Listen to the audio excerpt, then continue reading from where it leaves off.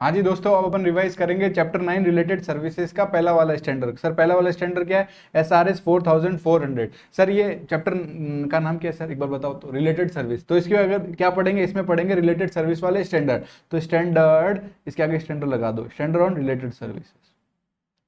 ठीक है।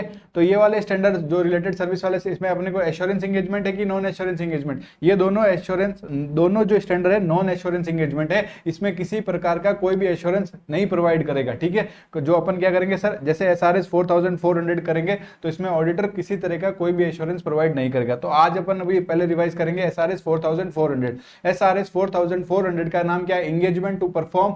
सर कौन से परफॉर्म करने अपने को? एग्रीड अपन प्रोसीजर्स। कुछ प्रोसीजर्स हमने एग्री किए हैं वो परफॉर्म करेंगे। तो SRS का नाम क्या है? SRS 4400। देखो, 4 से एग्री करता है, 0 से एग्री करता है। तो एंगेजमेंट टू परफॉर्म कौन से वाले एंगेजमेंट है सर? ये कि इसमें अपन परफॉर्म करेंगे एग्रीड अपॉन प्रोसीजर। जो हमने एग्री कर लिया ना कि ये बैठ के कि ये वाले प्रोसीजर्स परफॉर्म करने, तो वो वाले प्रोसीजर्स हम लोग परफॉर्म करेंगे रिगार्डिंग दी फाइनेंशियल इंफॉर्मेशन।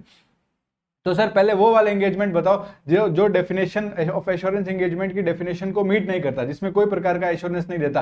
अगर आप टैक्स रिटर्न बनाते हो किसी की, तो आप भी उसमें कोई एश्योरेंस कन्वे करते हो क्या?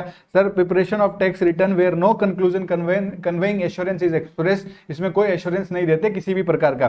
कंसल्टिंग एंगेजमेंट है सर, कोई एडवाइजरी एंगेजमेंट है, कंसल्टिंग या एडवाइस, किसी को कंसल्टेशन दे रहे हो, मैनेजमेंट कंसल्टेशन दे रहे हो, टैक्स के रिलेटेड कंसल्टेशन दे रहे हो, तो उसमें किसी प्रकार का कोई भी एश्योरेंस देते हैं क्या? नहीं sir. Engagement covered by standard on related services, SRS, standard on related services. जैसे कि इंगेजमेंट, कौन सा engagement? Engagement to perform agreed upon procedures वाला, या फिर कंपाइलेशन ऑफ फाइनेंशियल एंगेजमेंट जो SRS 4410 में दिया है। तो इन सब में हम कोई भी प्रकार का एश्योरेंस नहीं देते।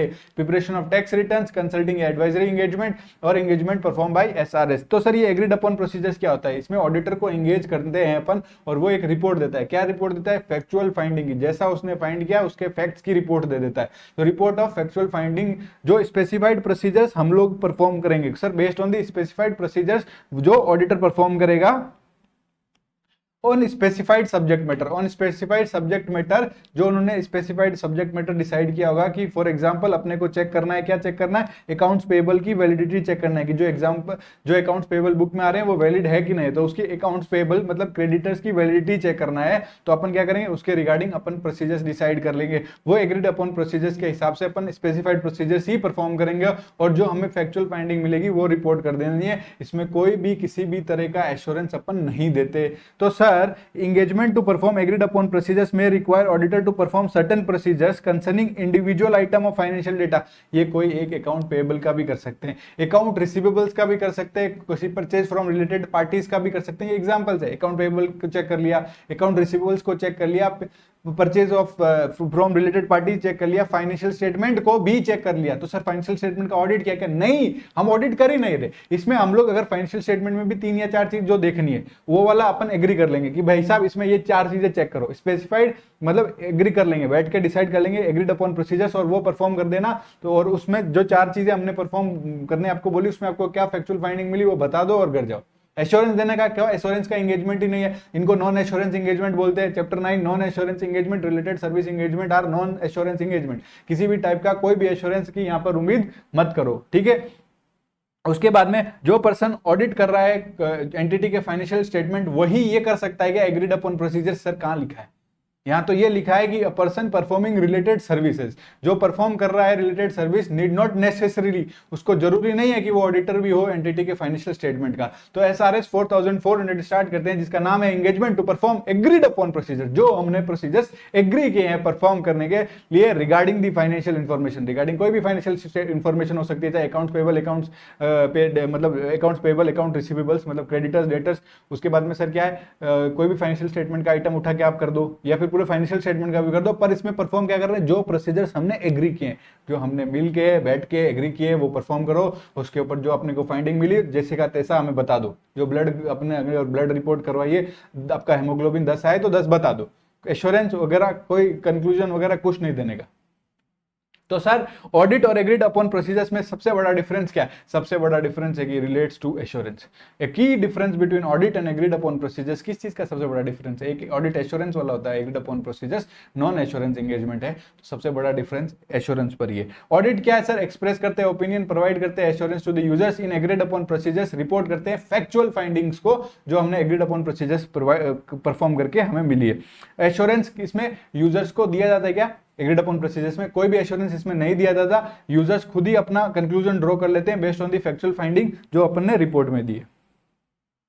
उसके बाद में एग्रीड अपॉन प्रोसीजर्स बताओ जब आपको चेक करना हो वैलिडिटी ऑफ अकाउंट्स पेबल, ये एक एग्जांपल है। तो सर इसको आप कैसे याद रखना? सर सुनो, अकाउंट्स पेबल चेक करना है, एग्रीड अपॉन प्रोसीजर्स है तो उसमें ये वैलिड है कि नहीं है, ये क्रेडिटर्स जो आ रहे हैं, तो ये सारी चीजें अपने को चेक करनी है। तो जो सर देखो अकाउंट्स पेबल मतलब क्रेडिटर्स ही होता है, आपको पता है। तो अकाउंट्स पेबल का जो अमाउंट आ रहा होगा आपके बुक्स में, उसका नाम आ रहा होगा, नाम के आगे सर अमाउंट आउटस्टैंडिंग आ रहा होगा ना। तो वो नाम जो सप्लायर का है उसके आगे जो अमाउंट आ रहा है और उसको आप कंपेयर करो, ट्रायल बैलेंस में भी वही आ रहा है ना, तो उससे कंपेयर कर लेना। सप्लायर का स्टेटमेंट मंगवा लो, एक कंफर्मेशन मंगवा लो कि भैया आपका बैलेंस कितना आउटस्टैंडिंग है। तो क्या करना है, आपने ऑब्टेन कर लिया सप्लायर का स्टेटमेंट और कंफर्मेशन। तो ये जो आपने स्टेटमेंट मंगवाया है वो कंपेयर कर लो जो ट्रायल बैलेंस से आ रहा है। तो इसको कैसे याद रखना है? कुछ नहीं सर, सप्लायर का आउटस्टैंडिंग बैलेंस आपके बुक में आ रहा होगा, उसका नाम आ रहा होगा, ट्रायल बैलेंस में भी सप्लायर का नाम और आउटस्टैंडिंग बैलेंस आ रहा होगा, इन दोनों को कंपेयर कर लो। दूसरा पॉइंट है कि सप्लायर का कंफर्मेशन और स्टेटमेंट आप मंगवा लो सर, तो क्या करोगे आप उनका कंफर्मेशन मंगवा लो। उसके बाद में सप्लायर का कंफर्मेशन या स्टेटमेंट जो मंगवाया वो ट्रायल बैलेंस से कंपेयर कर लो। ये 3 पॉइंट है जिससे आप validity of accounts payable check कर सकते हो एग्रीड अपॉन प्रोसीजर्स जो आपने एग्री किया होगा वो प्रोसीजर्स लगा के। ठीक है, एक एग्जांपल है तो general principle of agreed upon procedures, इसमें भी इंटीग्रिटी चाहिए, स्ट्रेट फॉरवर्ड होना चाहिए, ऑनेस्ट होना चाहिए, ट्रूथफुलनेस होना चाहिए, ऑब्जेक्टिविटी मतलब सर आपको बायस नहीं होना चाहिए, कॉन्फ्लिक्ट ऑफ इंटरेस्ट नहीं होना चाहिए, और सर कॉन्फिडेंशियलिटी मतलब आपको कॉन्फिडेंशियलिटी मेंटेन करनी है, आपको डेटा वगैरह कोई भी शेयर नहीं करना किसी के साथ। प्रोफेशनल कंपिटेंट होना चाहिए, भाई साहब ऑडिटर कर रहा है, सीए है तो प्रोफेशनल कंपिटेंट तो होगा ही, और ड्यू केयर रखना है, प्रोफेशनल कंडक्ट रखना, अगर आप प्रोफेशनल हो तो प्रोफेशनल कंडक्ट मेंटेन करो और टेक्निकल स्टैंडर्ड्स को फॉलो करो। यहाँ इंडिपेंडेंस की कोई रिक्वायरमेंट है क्या?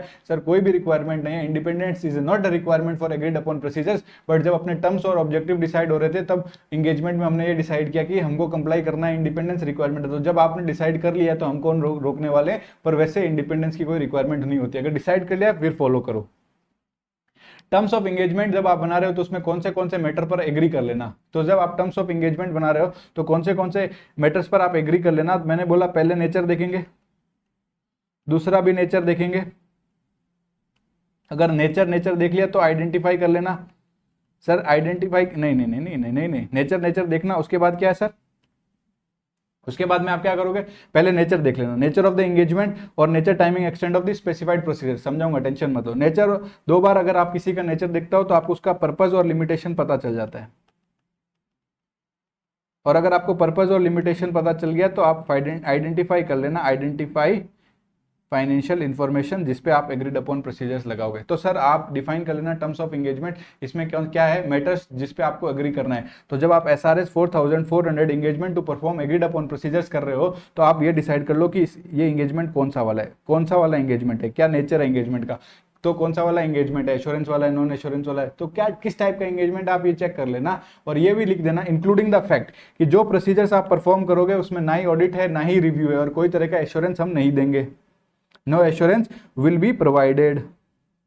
नेचर टाइमिंग और एक्सटेंट ऑफ स्पेसिफाइड प्रोसीजर्स, देखो एग्रीड अपॉन प्रोसीजर्स में आपको स्पेसिफाइड प्रोसीजर्स परफॉर्म करने होते हैं, तो कौन सा नेचर मतलब कौन से स्पेसिफिक प्रोसीजर्स आप परफॉर्म करोगे, टाइमिंग क्या होगी, किस हद तक करोगे, एक्सटेंट, तो ये सब आप क्या कर लो, मैटर्स टू बी एग्रीड में ये सारे मैटर्स पहले ही एग्री कर लो। कौन से फाइनेंशियल इन्फॉर्मेशन, जैसे कि अकाउंट पेबल्स की वैलिडिटी चेक करोगे तो आइडेंटिफाई कर लो वो फाइनेंशियल इन्फॉर्मेशन जिसपे आप एग्रीड अपॉन प्रोसीजर्स करोगे। क्या पर्पज है इस एंगेजमेंट का वो डिसाइड कर लो। लिमिटेशन किस चीज पे सर, कि ये जो आपने फैक्चुअल फाइंडिंग की रिपोर्ट है उसके डिस्ट्रीब्यूशन में, ये रिपोर्ट भैया क्या है, हम लोग के लिए बनी है। जैसे कि सर एक इधर आप इधर देख रहे हो, ये एक रिलेटेड सर्विस का एंगेजमेंट है, तो ये एंगेजमेंट के नीचे देखो यहाँ पे लिखा है कि ये रिपोर्ट जो है वो इश्यूड किसको हुई है, रिक्वेस्ट टू दी कंपनी हुई है, और ये यूज नहीं होगी फॉर एनी अदर पर्पस, किसी और पर्पस के लिए यूज मत करना, ना ही किसी और पार्टीज को डिस्ट्रीब्यूट करना। तो मतलब लिमिटेशन है, जो पार्टीज ने एग्री किया ये रिपोर्ट उनके लिए बनी है, तो आप इस रिपोर्ट को दूसरों के लिए डिस्ट्रीब्यूट मत कर देना। तो नेचर देखेंगे, नेचर ऑफ एंगेजमेंट,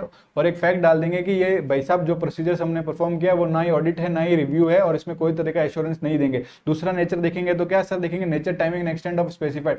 पे 2 बार किसी आदमी का नेचर देखेंगे तो पर्पस पता चल जाएगा एंगेजमेंट का। और सर आप क्या लिमिटेशन किस चीज में, limitation on distribution of report of factual findings. उसके बाद आइडेंटिफाई कर लेना फाइनेंशियल इन्फॉर्मेशन जिस पे आप एग्रीड अपॉन प्रोसीजर्स करोगे। सर कौन से प्रोसीजर्स लगाएंगे यहाँ पे भी, इंक्वायरी, एनालिसिस, इंस्पेक्शन, रिकम्प्यूटेशन, ऑब्टेन कर लो, कंफर्मेशन, ऑब्जर्वेशन, या फिर कंपेरिजन करके कंपेरिजन कर लो, या फिर एक्यूरेसी चेक कर लो, क्लेरिकल एक्यूरेसी चेक कर लो। ठीक है, बेसिक जो ऑडिट में प्रोसीजर है वही है। भाई साहब ऑडिट नहीं है तो क्या हुआ, इसमें भी आप अगर एक आइटम को चेक करोगे तो इंक्वायरी करनी पड़ेगी, इंस्पेक्शन करना पड़ेगा, रिकम्प्यूटेशन करना पड़ेगा, कंफर्मेशन लेनी पड़ेगी। अब जब आप रिपोर्ट बना रहे हो तो टाइटल जाएगी एड्रेसी कि ये रिपोर्ट किसको इशू हुई है, आइडेंटिफाई कर लेना कौन सा फाइनेंशियल इन्फॉर्मेशन है, कौन सा नॉन फाइनेंशियल इन्फॉर्मेशन है, आइडेंटिफाई कर लेना किस पर्पस के लिए एग्रीड अपॉन प्रोसीजर्स आप परफॉर्म कर ले। टाइटल गई, एड्रेसी गई, आइडेंटिफाई कर लेना कौन सी स्पेसिफिक फाइनेंशियल इन्फॉर्मेशन या नॉन फाइनेंशियल इन्फॉर्मेशन आपको चेक कर रहे हो। उसके बाद पर्पस क्या है, लिस्ट कर लो कौन से प्रोसीजर्स आपको परफॉर्म करना है। आपको अगर फैक्चुअल फाइंडिंग मिली है तो उसको डिस्क्राइब करो ना, डिस्क्रिप्शन ऑफ एक्चुअल जो ऑडिटर्स की फैक्चुअल फाइंडिंग है। उसके बाद में स्टेटमेंट डाल दो कि ये जो प्रोसीजर्स परफॉर्म हुए वो एग्रीड अपॉन प्रोसीजर्स है, वेयर दोज एग्रीड अपॉन, जिसपे अपन ने एग्री कर लिया था। स्टेटमेंट ये दे देना कि एंगेजमेंट जो परफॉर्म किया है वो in accordance with standard on related service है। एक स्टेटमेंट दे देना, ये ना ही ऑडिट है ना ही रिव्यू है और कोई तरह का एश्योरेंस नहीं है, ये रिपोर्ट है वो रिस्ट्रिक्टेड है किनको, उन पार्टीज को जो हमने एग्री किया है।